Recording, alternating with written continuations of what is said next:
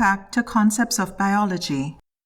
We'll continue to read Chapter 3, Section 3.3, Eukaryotic Cells, the Endomembrane System. By the end of this video, you will be able to summarize the functions of the major cell organelles of the endomembrane system. The endomembrane system, endo means within, is a group of membranes and organelles in eukaryotic cells that work together to modify, package, and transport lipids and proteins. It includes the nuclear envelope, lysosomes, and vesicles, the endoplasmic reticulum and Golgi apparatus, which we will cover shortly.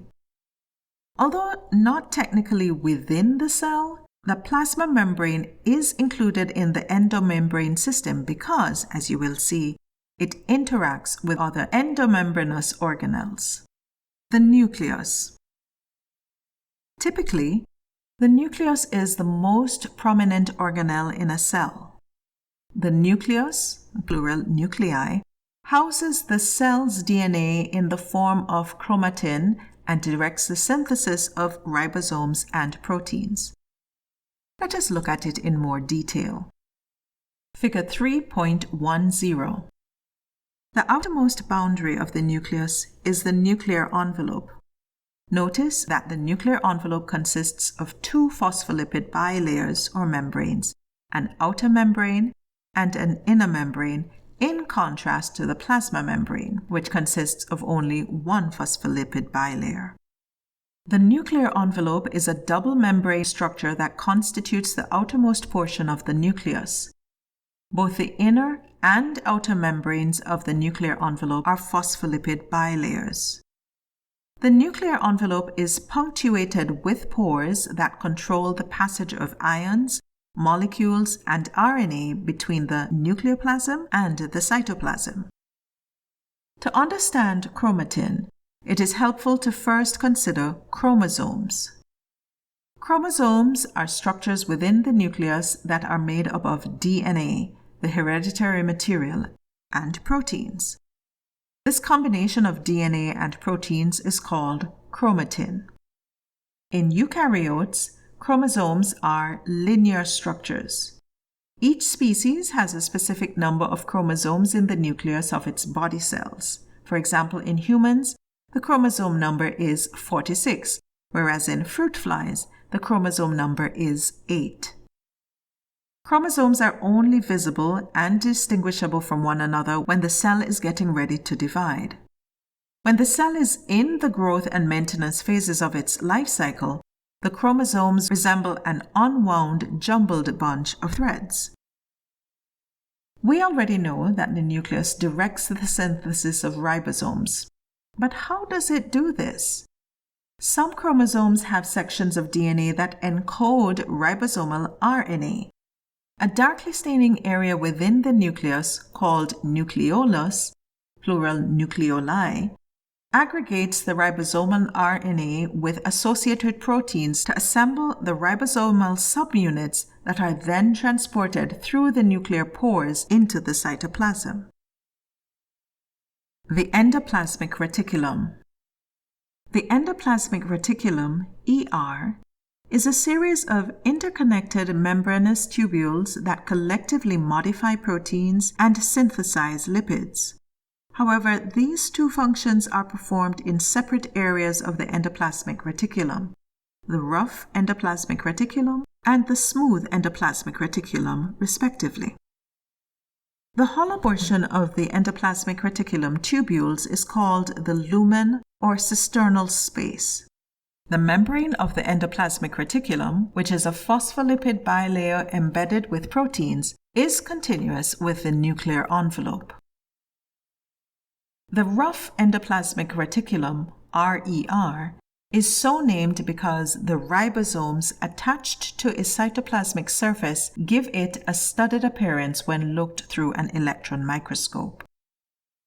The ribosomes synthesize proteins while attached to the endoplasmic reticulum, resulting in transfer of their newly synthesized proteins into the lumen of the rough endoplasmic reticulum, where they undergo modifications such as folding or addition of sugars. The rough endoplasmic reticulum also makes phospholipids for cell membranes. If the phospholipids or modified proteins are not destined to stay in the rough endoplasmic reticulum, they will be packaged within vesicles and transported from the rough endoplasmic reticulum by budding from the membrane.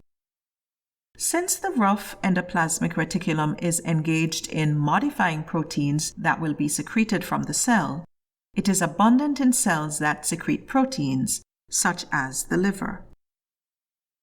The smooth endoplasmic reticulum, SER, is continuous with the rough endoplasmic reticulum but has few or no ribosomes on its cytoplasmic surface.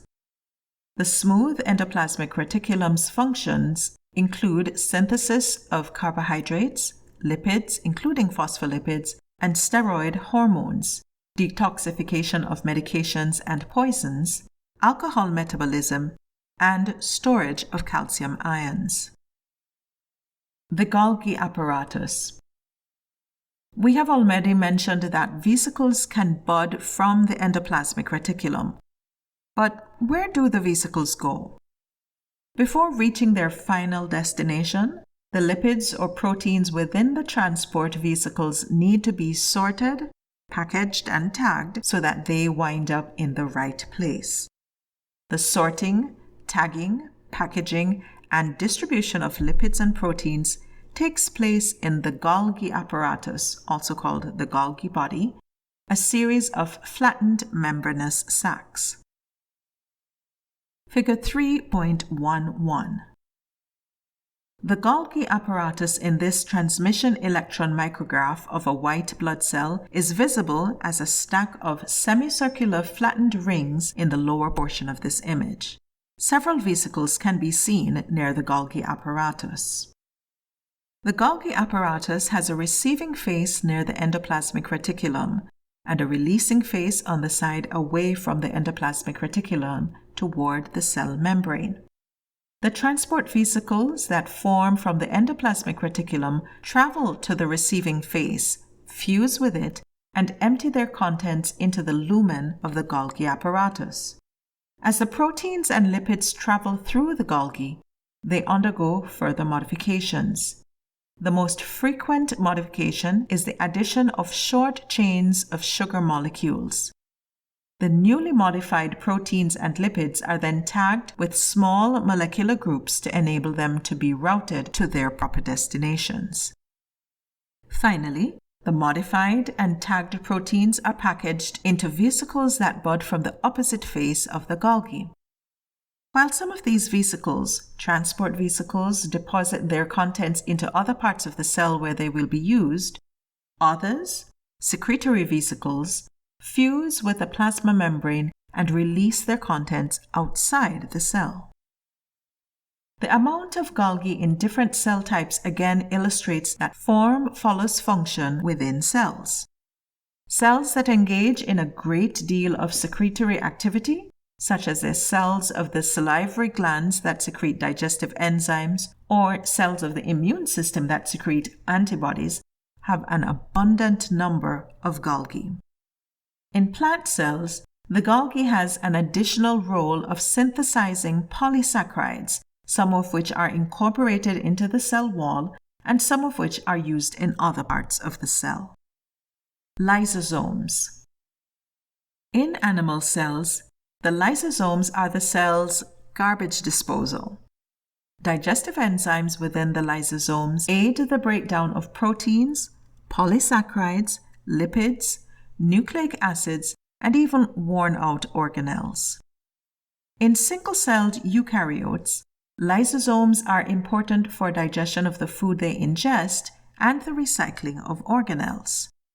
These enzymes are active at a much lower pH, which is more acidic, than those located in the cytoplasm. Many reactions that take place in the cytoplasm could not occur at a low pH, thus the advantage of compartmentalizing the eukaryotic cell into organelles is apparent. Lysosomes also use their hydrolytic enzymes to destroy disease-causing organisms that might enter the cell. A good example of this occurs in a group of white blood cells called macrophages, which are part of your body's immune system. In a process known as phagocytosis, a section of the plasma membrane of the macrophage invaginates or folds in and engulfs a pathogen. The invaginated section, with the pathogen inside, then pinches itself off from the plasma membrane and becomes a vesicle.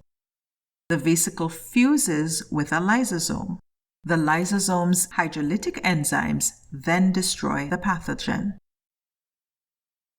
Figure 3.12. A macrophage has phagocytized a potentially pathogenic bacterium into a vesicle, which then fuses with a lysosome within the cell so that the pathogen can be destroyed. Other organelles are present in the cell, but for simplicity are not shown. Vesicles and vacuoles. Vesicles and vacuoles are membrane-bound sacs that function in storage and transport. Vacuoles are somewhat larger than vesicles, and the membrane of a vacuole does not fuse with the membranes of other cellular components. Vesicles can fuse with other membranes within the cell system. Additionally, enzymes within plant vacuoles can break down macromolecules. Figure 3.13. The endomembrane system works to modify, package, and transport lipids and proteins. Here's a question. Why does the cis face of the Golgi not face the plasma membrane? Leave your answer in the comment section below. This ends Chapter 3, Section 3.3, the Endomembrane System. In our next video, we'll read Section 3.3, ribosomes, mitochondria, and peroxisomes.